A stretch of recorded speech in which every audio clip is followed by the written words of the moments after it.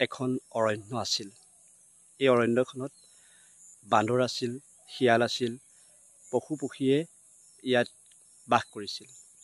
কিন্তু জীৱশ্ৰেষ্ঠ মানুহৰ প্ৰকোপত পৰি এতিয়া এই অৰণ্যখন ধ্বংস হ'ল।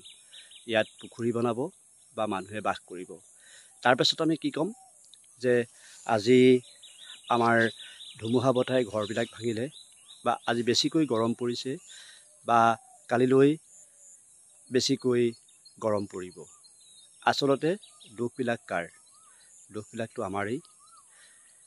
আপোনালোকে চাওকচোন, সূৰ্য হৈ আছে, চন্দ্ৰ হৈ আছে, কিন্তু প্ৰকৃতিৰ পৰিৱৰ্তন কেৱল মানুহেহে কৰিছে।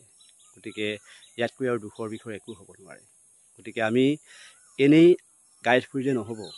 আজি বেছি গৰম পৰিছে, কাইলৈ বেছি গৰম পৰিব। গতিকে দিনক দিনে উত্তাপ বৃদ্ধি হৈছে, এইবিলাক কেৱল মাত্ৰ আমি কোৱা কথাহে। আচলতে এই যে অৰণ্যখন আছিল, এতিয়া অৰণ্যখন নাইকিয়া হৈ গ'ল। ইয়াৰ পৰা প্ৰকৃতিৰ ওপৰত বহুত প্ৰভাৱ পৰিব। গতিকে আমি সকলোকে আহ্বান জনাইছোঁ, আপোনালোকে 5 জুন পৰিৱেশ দিৱসটোৰ দিনাখনেই কেৱল গছপুলি ৰোপণ কৰিলে নহ'ব।